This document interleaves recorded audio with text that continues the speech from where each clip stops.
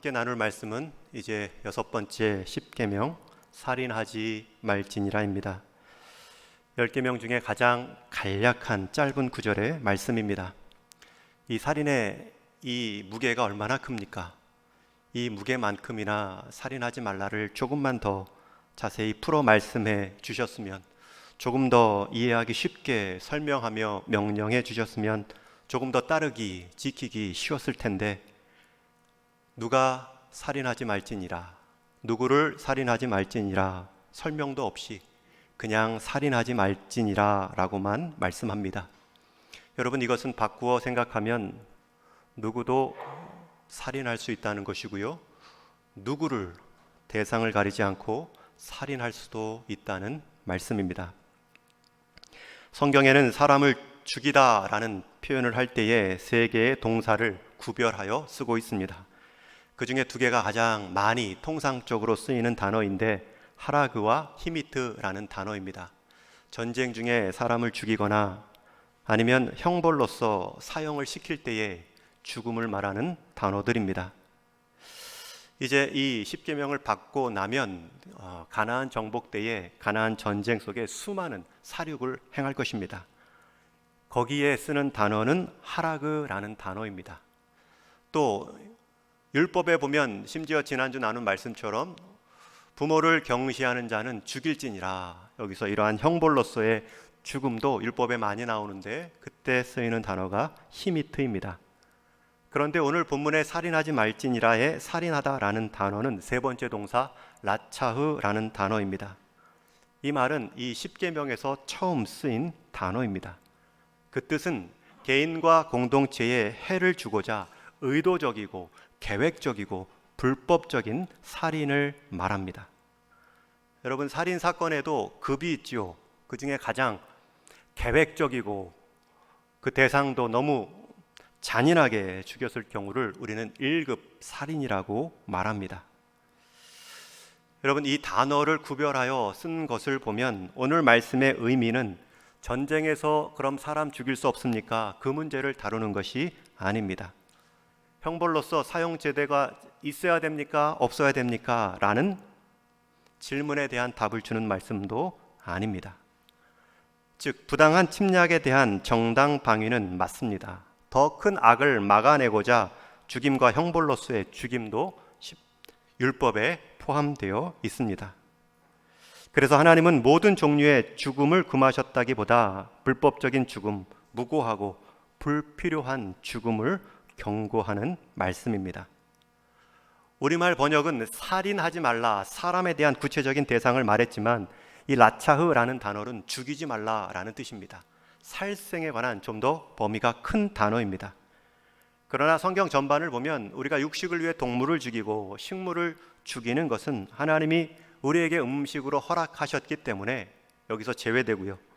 또 5번째 이후의 모든 계명들은 사람 간의 관계에 관한 말씀이기 때문에 살생도 사람 관계 안에서 대상을 줄이어 살인하지 말라라는 번역은 정확한 표현입니다. 이제 여러분들은 이 살인하지 말라라는 말을 들으면 어떤 느낌이 드십니까? 내가 설마 이 계명이 필요할까? 내가 다른 계명은 몰라도 이 계명만큼은 확실히 지켜왔지, 앞으로도 지켜갈 거야. 지난주 5계명 말씀은 조금 부담이 되고 부모님을 볼 때마다 죄송한 마음, 하나님이 세우신 권위에 대해서 불편함도 조금 있었지만 이 10계명의 이 6번째 살인에 관한 말씀은 나랑 상관이 없다라고 생각하시는지요? 여러분, 이 10계명을 주신 목적은 서두, 제가 첫 번째 계명 서론에서부터 말씀드렸는데 우리의 삶을 옥죄는 감옥의 말씀이 아니라 우리의 삶을 자유롭게 보장해주는 방목을 마음껏 할 수 있는 경계의 울타리와 같은 말씀이라 나누었습니다. 여러분, 살인하지 말지니라, 이 말씀의 원뜻이 무엇일까요? 생명을 생명답게 살게 하시려는 하나님의 뜻이 담겨 있습니다. 그 뜻을 예수님은 우리가 2번째로 읽은 마태복음 5장에서 이렇게 풀어 설명해 주셨습니다. 21절, 22절 그 뜻을 생각하며 다시 읽겠습니다. 시작. 옛 사람에게 말한 바 살인하지 말라. 누구든지 살인하면 심판을 받게 되리라 하였다는 것을 너희가 들었으나 나는 너희에게 이르노니 형제에게 노하는 자마다 심판을 받게 되고 형제에 대하여 라가라 하는 자는 공회에 잡혀가게 되고 미련한 놈이라 하는 자는 지옥불에 들어가게 되리라. 이 구약 옛사람에게 주신 말씀, 살인하지 말라, 우리가 이미 십계명을 통해 받았죠. 그리고 그것에 대한 심판도 경고하셨습니다. 그런데 예수님께서 그 살인의 의미를 이렇게 더 넓게 풀어 쓰십니다. 노란색으로 제가 표시한 세 단어입니다. 살인하는 자를 이렇게 등호로 연결시킬 수 있는 세 표현이 나옵니다. 첫 번째가 형제에게 노하는 자, 두 번째는 형제를 대하여 라가라 하는 자. 라가라는 표현에 보면 1번 써 있고 욕설이라고 주석이 달려 있습니다. 라가라는 말은 빈 머리, 바보라는 뜻으로 대개는 해석을 합니다. 또 세 번째는 미련한 놈이라 하는 자. 그리고 나서 뒤에 똑같이 심판에 관한 내용들이 나옵니다. 여러분, 살인은 이 세 가지 모습으로 시작될 수 있다는 것입니다. 분노하는 자, 라가라 하는 자, 미련한 놈이라 하는 자. 공통점이 있죠. 상대를 미워하는 마음의 상태입니다. 그래서 사도 요한은 더 한번 요한일서 서신서에 이렇게 설명합니다.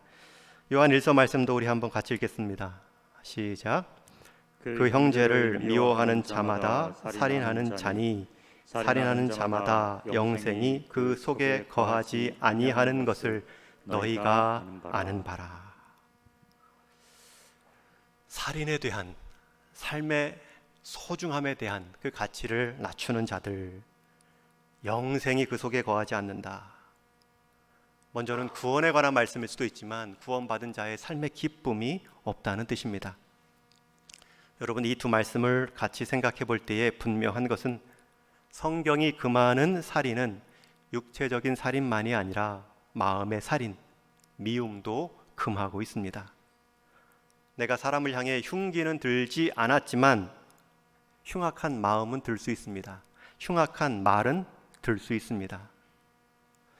특별히 예수님께서 하신 말씀을 보면 이 살인에 관한 내용을 풀어 쓰시고 그 말씀을 강조하기 위해 든 예가 무엇입니까? 지옥불이라는 표현입니다. 예수님이 웬만해서는 지옥불이라는 단어를 결과로 말씀하지 않으십니다. 그만큼 아주 강하게 표현하시는 내용입니다. 간음한 여인을 향해서도, 자신을 배신하고 은 30에 팔아넘긴 제자를 향해서도 그 단어는 아끼셨습니다. 그런데 형제를 향해 칼과 총만 들지 않았지 아직도 그 분노의 마음, 분노의 언어, 분노의 눈빛으로 살아가고 끝까지 그것을 내려놓지 못하면 정말 그 인생은 지옥불 앞에 서 있다라는 경계의 말씀입니다.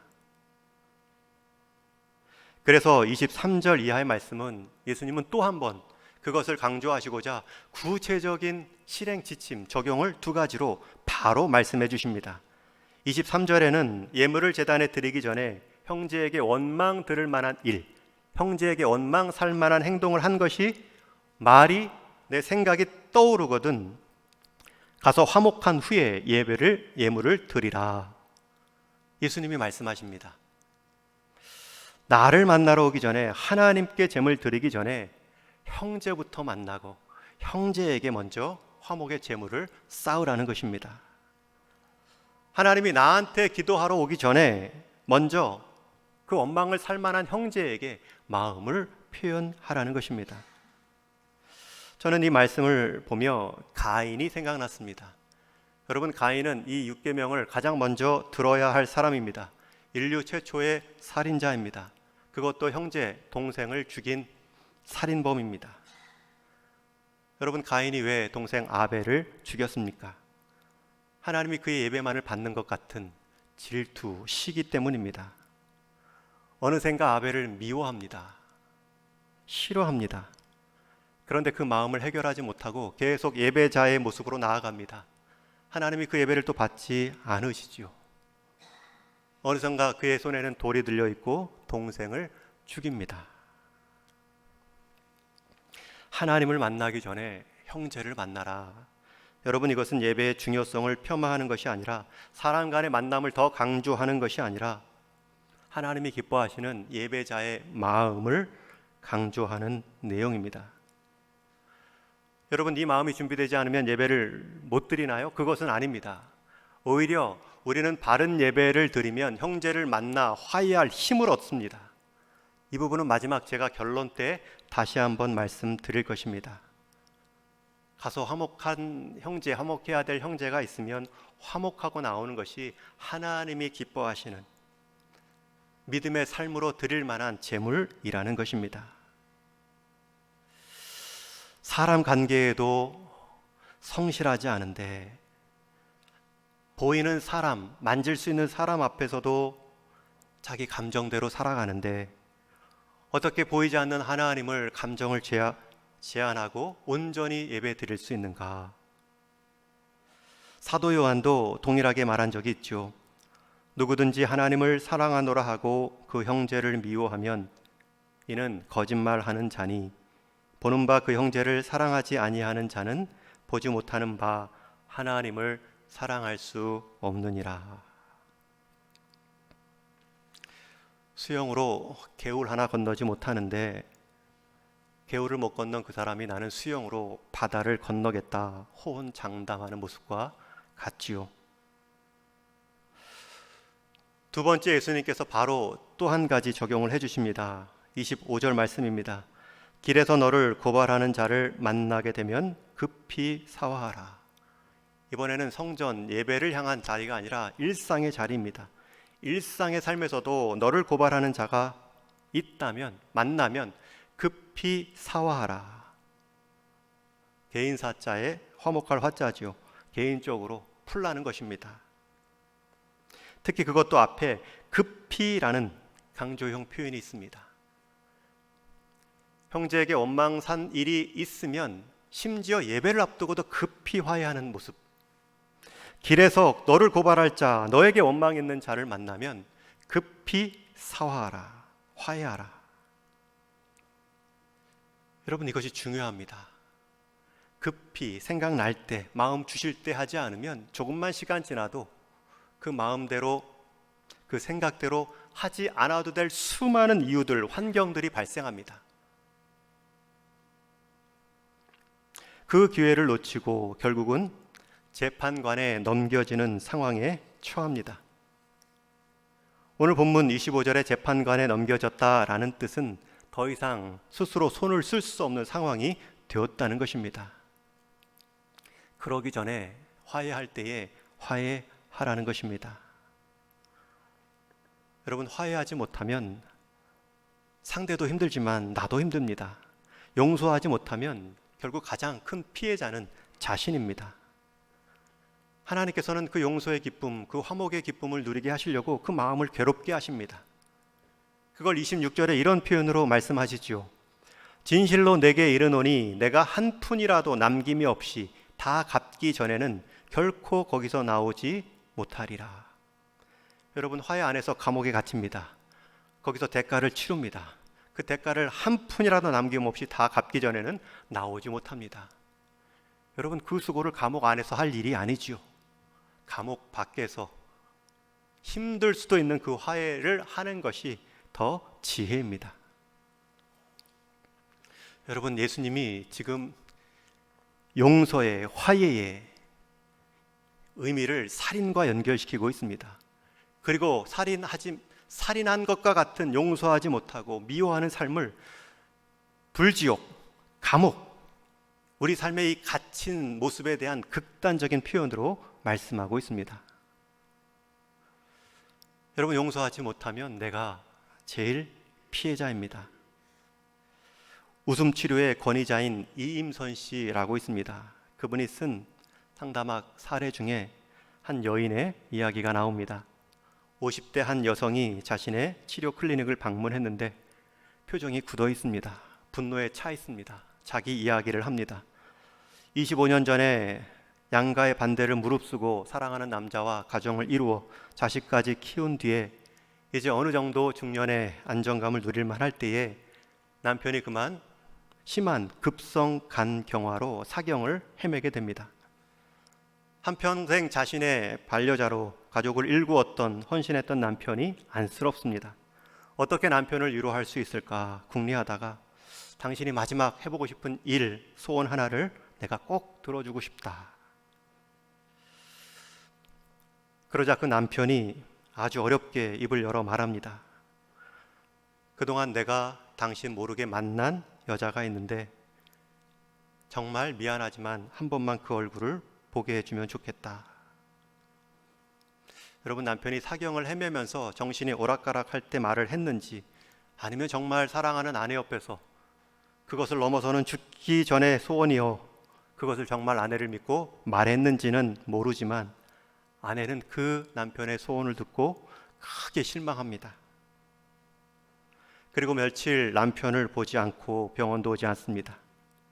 그 사이에 남편은 세상을 떠났습니다. 25년 동안 한결같은 남편의 마지막 말치고는 너무나 어처구니가 없는 모습이었습니다. 처음에 아내는 그래도 마지막 소원으로 말한 것인데 일종의 죄책감과 임종을 지키지 못한 괴로움이 컸습니다. 그러나 시간이 지날수록 배신감이 풀리지 않습니다. 그러나 그 배신감보다 더 힘든 감정은 이제 남편을 용서할 기회도 없다는 것입니다. 한때는 죽은 남편이었지만 상담사에게 죽은 남편일지라도 다시 죽이고 싶습니다 라고 말했는데 이제는 그 남편마저 용서할 기회, 그 남편마저 품어줄 기회가 없음을 가장 크게 아쉬워하며 자신의 망가짐에 대해 한탄하듯 말했습니다. 여러분, 여기서 용서받아야 할 사람의 문제 이전에 용서해야 할 사람이 망가지는 모습이 아직도 기억에 남습니다. 이렇게 자신의 내담자의 상황을 다 들어주고 분노의 말을 다 쏟게 하고 상처받은 마음을 치료하는 과정이 글로 표현됐습니다. 우리가 부모의 심정으로 오물을 삼킨 아가의 입에 우리 부모의 손가락을 넣어서라도 악착같이 그 오물을 끄집어 내려는 것을 우리는 부모의 사랑이라고 말합니다. 여러분, 우리가 먹지 말아야 할 미움의 독을 머금고 있다면 하나님은 우리의 입을 열어서라도 독을 빼내고 싶은 마음, 그것이 정말 우리를 사랑하시는 하나님의 마음입니다. 한 상담 심리학자는 모든 상담의 80~90%는 사람의 분노에 관련된 감정이라 말합니다. 여러분, 이 예수님께서 말씀하신 것도 분노하는 자, 또 나가라, 미련한 자라는 표현도 언어입니다. 상담 심리학자는 이 분노와 관련된 이 사람의 말에 관한 문제를 집중합니다. 그것은 성경에도 잠언에도 나온 표현이지요. 유순한 대답은 분노를 쉬게 하여도 과격한 말은 노를 격동하느니라. 여러분, 사람의 분노, 감정과 언어는 한 쌍입니다. 언어가 감정을 일으키기도 하고요, 또 내 안 좋은 감정이 좋은 말까지 왜곡해서 들을 수 있습니다. 오늘날 한국 사회의 모든 문제가 이 언어와 감정의 문제가 크지요. 제가 가끔 시내 나가면, 광화문에 나가면 거리에서 싸우는 사람들을 많이 봅니다. 자기 현수막, 자기 팜플렛 나눠주면서 다툽니다. 보수든 진보든 다 나라 사랑하는 마음이 있고 그것을 표현하는 방법이 다를 뿐인데 한번 감정의 선을 긋고 나면 절대 상대의 말을 듣지 않습니다. 이것은 여야, 정치 문제에 해당되는 것이 아니죠. 우리 사람의 관계도 그럴 수 있습니다. 감정과 언어는 한 배입니다. 심지어 감정 때문에 천국 안 간다, 천국도 마다하는 분도 계십니다. 기분 나쁘다고 교회에 안 나옵니다. 지옥을 가든 천국을 가든 상관없다 아랑곳하지 않습니다. 사느냐 죽느냐보다 자기 감정이 먼저입니다. 여러분, 그 감정, 그 분노, 그 언어, 형제를 향한 멸시, 여러분 이것을 어떻게 해결할 수 있습니까? 살인은 우리의 마음에 관한 것이고 그 마음은 감정과 언어와 연결되어 있는데 그것을 어떻게 극복하고 그것을 어떻게 생활, 생명의 언어로 바꿀 수 있을까요? 이번 청년부 수련회는 4번에 걸쳐 우리 교육자들이 한 번씩 한 주의 말씀을 전했습니다. 우리의 소망, 예수 그리스도라는 주제로 소망에 관한 관점으로 4번에 걸쳐 나누었는데 제가 첫 번째 8월 첫 주에 소망의 말들이라는 제목으로 말씀을 나누었습니다. 우리의 소망의 대상은 유일하신 예수님 한 분뿐입니다. 그런데 그 예수님을 믿는 자들의 언어, 말들은 어떠해야 될까? 야고보서 3장 말씀을 가지고 한참 나누었습니다. 여러분, 야고보서 3장은 이 언어학의 결정체입니다. 한번 여러분들이 이 삶의 언어의 지혜를 얻고 싶으시면 찬찬히 한번 읽어보십시오. 시작부터 말에 실수가 없는 자는 온전한 자다. 온전함의 마지막 기준을 언어로 말하고 있습니다. 그리고 그 언어의 힘이 얼마나 큰지, 혀는 작지만 그 혀에서 나오는 그 말의 힘이 얼마나 큰지 3가지 비유로 말하지요. 첫 번째는 말의 재갈입니다. 여러분, 말의 규모에 비해서 재갈은 굉장히 작습니다. 그런데 그 재갈이 말의 방향을 바꿉니다. 두 번째는 배의 키입니다. 심지어 이 배의 키는 보이지도 않습니다. 물 아래에 있습니다. 그러나 그 키가 배가 또 나가는 방향도 결정합니다. 세 번째는 온 집안을 사른 불씨입니다. 불씨는 가장 작습니다. 그러나 가장 큰 집도 태울 수가 있습니다. 2가지 특징이 있지요. 혀, 말, 가장 경시되고 보이지 않는 것 같지만 그 영향력은 다 태운다. 말도, 배도 그 길을 바꿀 수 있다. 작지만 힘이 세다라는 특징이 바로 언어입니다. 그리고 나서 언어를 다스릴 수 있는 사람은 없다. 명확히 결론 내립니다. 심지어 이 땅에 어떤 동물도, 해양 동물도 기를 수 있을지 모르지만 사람의 혀는, 새치 혀는 길들일 수 있는 사람이 없다 말합니다. 그런데 여기서 끝나지 않습니다. 그 야고보서 3장의 결론은 그러니 한 입에서 찬송과 저주가 나올 수 없고 또 한 우물에서 단물과 쓴물이 나올 수 없다. 여러분, 이것이 비결입니다. 잘 들으십시오. 여러분, 우리 마음 가운데 미움과 사랑 같이 있을 수 없습니다. 여러분, 한 입에서 저주와 찬송이 같이 울릴 수 없습니다. 한 우물만 봐도 단물과 쓴물이 함께 공존할 수 없습니다.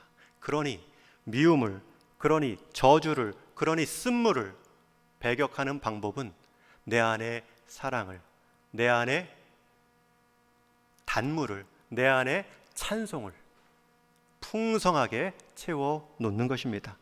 그래서 이어지는 야고보서 3장 끝부분에 가면 하늘로부터 오는 지혜를 말합니다. 결국 하늘로부터 오는 하나님의 마음과 연결되어 있는 삶이 그 마음을, 그 감정을, 그 언어를 바꾸며 주변을 살리는 생명력으로 채워갈 수 있다는 것입니다. 여러분, 우리의 혀, 우리의 말, 우리도 주장하지 못합니다. 우리의 감정도 우리가 주인이 아닌 것일 때가 많습니다. 그럴 때 어떻게 해야 됩니까? 우리 2 아이들이 어렸을 때 7살까지는 중국 어린이집에서 중국 아이들과 생활한 적이 있습니다. 원래는 한국어를 먼저 가르쳐주고 천천히 보내려 했지만 또 이제 초등학교도 입학해야 되면 중국어 언어와 문자는 배워야겠다 생각해서 3살, 4살 하나씩 보낸 적이 있습니다. 여러분, 처음 낯선 환경에 아이들이 떨어질 때 그것을 제가 했습니다. 처음 데려갔을 때 제 품에서 선생님 품으로 넘겨줘야 되는데 가지 않습니다. 그리고 결국은 보냈는데 그 다음부터는 울음이 그치지 않습니다. 알아듣지 못하는 언어 환경 가운데 한 반나절 있는 것이 결코 쉽지는 않았을 것입니다. 한 번은 집으로 아내에게 전화가 왔다고 합니다. 아이가 울고만 있어요. 그래서 아내가 급하게 달려가 봤더니 화장실을 안 간 거예요. 갈 수는 있었는데 중국 어린이집 화장실은 문이 없습니다. 아이가 앉혀는 놨는데 이를 못 보는 거예요. 그러니 그냥 울고만 있다가 그날은 데려왔더니 집에서 시원하게 이를 봤습니다. 그런 어려운 형편들이 뭐 한두 가지가 아니었겠죠. 그래서 가장 먼저 가르쳐 준 단어도 나는 이것을 원합니다. 워야우저거. 그래서 화장실을 가리키면서 워야우저거, 음식을 가리키면서 워야우저거, 행동할 거를 말해 주는 거죠. 단 한 가지 표현으로. 그런 스트레스가 이 부모로서는 알지 못하게 본인들이 쌓여갔을 것입니다. 여러분, 그것을 어떻게 풀어줍니까? 집에 와서부터는 아이의 말을 많이 들어줍니다. 한국 동화책을 읽어주고요, 한국말을 충분히 해줍니다. 그러면 그 다음날 다시 한 반나절 중국어 환경 가운데 살아갈, 견딜 만한 힘을 얻습니다. 여러분, 사람의 말도 더 풍성한 언어 가운데, 생활 가운데 두면 좀 답답하고 통하지 않는 말 한가운데도 버틸 수 있는 힘을 얻습니다. 중국 아이들이 놀릴 수도 있고요, 놀린 말인데도 못 알아들을 때가 있죠. 그런 환경에서도 가정 안에서 사랑을 말하고 하나님의 사랑을 보여주고 하나님의 말씀을 같이 읽고 한국말을 함으로 그 마음을 조금 풍성하게 만들어 놓는 것입니다. 마찬가지입니다. 죽음의 언어는 세상에 가득합니다. 그러나 우리는 생명의 언어로 우리를 채워가는 것입니다. 아이들이 어렸을 때 집에서 받은 그 한국어로 중국 어린이집을 견딜 수 있었던 것처럼 여러분, 교회 안에서, 가정 안에서 생명의 언어로 우리는 사회에서, 믿지 않는 자들에서 죽음의 언어를 이겨갈 수 있습니다. 저는 우리 동인교회가 이렇게 서로를 만날 때마다 생명의 언어로 채워줄 수 있는 믿음의 공동체가 되기를 축원합니다. 그래야 살아갈 힘을 얻습니다. 저는 우리 동인교회 모든 성도님들의 가정이 하나님의 사랑으로 아이들을 격려하고, 우리 또 수험생들 3개월 남았지만 한 집사님의 표현처럼 3개월이면 충분해, 지금까지 밀렸던 것 한 번에 할 수 있어, 격려할 수 있는 또 표현들, 취업하지 못해 낙심하고 있는 상황들, 너한테 맞는 회사가 없을 뿐이야, 너를 알아보지 못하는 그들이 불쌍하지, 준비됐을 때에 오히려 준비된 곳에서 일하는 것이 더 좋아. 이런 생명의 언어들로 한 사람을 그 생명됨의 가치를 느끼며 살아갈 수 있는 힘을 주는 그러한 믿음의 저장소, 그러한 말씀의 활력소, 그것이 여러분들의 가정이 되기를 축원합니다. 그렇기 위해 우리는 오늘 하나님 앞에 서 있는 것입니다. 하나님 앞에 사랑의 언어로 가득해져야 우리가 하나님께서 보냄받은 세상에서 세상의 말을 이길 수 있습니다. 하나님의 언어가 얼마나 큰 사랑의 언어입니까? 하나님 아버지의 언어는 사랑의 언어입니다. 폭넓은 언어입니다. 그 하나님의 언어는 한 사람도 소외시키지 않는 언어입니다. 집 나간 탕자를 받아내기 위해 보여주신 아버지의 언어는 주위의 시선 아랑곳하지 않고 부끄러워 돌아온 아들에게는 가락지를 끼워주고 안아주는, 그리고 주변 사람들 다 들으라고 내가 새 아들을 얻었다, 죽었다 살아난 아들을 얻었다 라는 말로 그 생명을 복돋아 줍니다. 그런데 큰아들은 그 모습을 시기하지요. 곱게 보지 않습니다.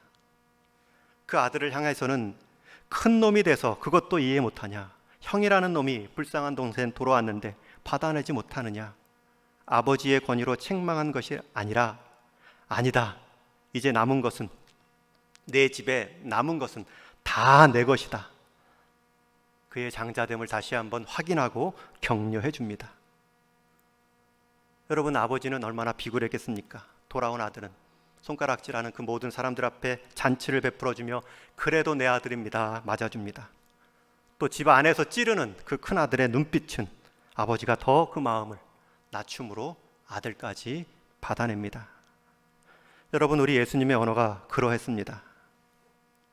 다 돌을 들어 쳐 죽이려 했을 때 가늠한 여인을 향해서는 나도 너를 정죄하지 않으하오니 가서는 다시는 죄를 범하지 말라, 새로운 삶의 기회를 주시는 언어입니다. 삭개오를 향하여서는 내려오라, 내가 내 집에 오늘 유하여야겠다. 보란듯이 사람들 앞에서 그 손가락질했던 그 집이 이제는 내가 누구 것을 빼앗았으면 네 배로 갚고 내 집의 절반을 가난한 사람들을 위해 돕겠습니다 라는 말로 바꾸어주는 그 예수님의 언어를 볼 수 있습니다. 심지어 예수님은 마지막 십자가의 죽음의 순간까지도 한쪽 편에 있던 강도를 향해 그의 작은 신음의 소리를 외면치 않으시지요. 당신의 나라가 임하면 나를 기억하여 주옵소서. 오늘 내가 나와 함께 낙원에 있으리라. 마지막 죽으실 때까지 한 인생을 받아주고 살려주는 생명의 언어로 예수님은 이 땅의 삶을 마감하십니다. 여러분, 그 언어들이 우리 삶에 가득할 때 우리의 언어, 우리의 감정, 우리의 의지와 생활의 모습들은 살이는커녕 사람을 제대로 사람답게 사는 그 인생으로 쓰임받을 수 있습니다. 찬송가 293장의 가사는 이렇지요. 주의 사랑 비칠 때에 기쁨 오네. 근심 걱정 물러가고 기쁨 오네. 기도하게 하시며 희미한 것 물리치오. 주의 사랑 비칠 때에 기쁨 오네. 여러분, 주의 사랑, 그 빛이 우리 마음 가운데 비춰지면 우리의 어두운 것, 부끄러운 것 다 드러나게 하실 뿐만 아니라 그것을 다 받아주십니다. 그것 때문에 내가 내 아들을 죽이었다. 여러분, 예수님의 이 하나님의 이 말씀이 얼마나 안타까운 말씀입니까? 우리를 향해서는 살인하지 말라 그러신 하나님께서 자기 아들은 죽이십니다. 죽어도 될 우리를 죽이지 않으시기 위해 죽을 수도 없고 죽지 않으셔도 될 하나님의 아들 예수 그리스도를 사람이 되게 하셔서 죽이셨습니다. 그렇기 때문에 우리는 하나님의 사랑의 빛에 비추임을 받을 수 있는 자녀가 되었습니다. 그 빛에 나를 많이 비추어 놓으셔야 됩니다. 내 시간도, 내 삶의 자리의 공간도 많이 비추어 놓으셔야 됩니다. 그래야 그 빛의 사랑으로 이 땅의 죽음의 기운을 이겨 싸울 수 있습니다. 여러분, 살인하지 말지니라 여러분 자기를 죽이지 마십시오. 하나님은 여러분들을 새로운 하나님의 생명으로 바꾸어 놓으셨습니다. 정말 죽일 것이 있다면 옛 사람을 죽이십시오. 그것 때문에 예수님이 죽으셨는데 아직도 그 살아 움직이는 내 관성, 내 죄성을 죽이십시오. 미움을 죽이십시오. 우리 하나님의 사랑을 살리셔서 주의 사랑 비칠 때에 우리는 살인하지 말라는 말씀을 사람을 살려내라 라는 말씀으로 적용할 수 있습니다. 아이들의 언어, 국적을 넘어서서 모국 언어, 가정 안의 언어가 거친 세상을 살아갈 힘을 줍니다. 여러분, 하나님의 언어, 그 사랑의 언어, 가정과 교회에 충만할 때에 가정과 교회 밖의 세상이 어떠하다 할지라도 그 모든 험한 말을 이겨내며 살아갈 힘을 얻을 수 있습니다. 그 사랑의 언어 가운데 우리가 우리 인생을, 우리 가정과 교회를 많이 둘 수 있기를 축원합니다. 여러분, 미움은 죽이시고 사랑은 살리십시오. 하나님의 사랑의 빛을 받으십시오. 그것을 통해서 나를 살리시고 그렇게 살아난 나를 통해 주변을 살려내십시오. 감정에 속지 마시고 습관화된 언어 방치하지 마시고 품격은 존중에서 나온다, 품격은 언어에서 나온다 믿으시며 언어의 칼을 잘 갈고 닦음으로 여러분의 가정부터 우리 동인 공동체에까지 여러분의 속한 모든 일터의 관계의 자리까지 하나님의 생명력을 보여줄 수 있는 귀한 삶이 되기를 주님의 이름으로 축원합니다. 우리 같이 기도하시겠습니다.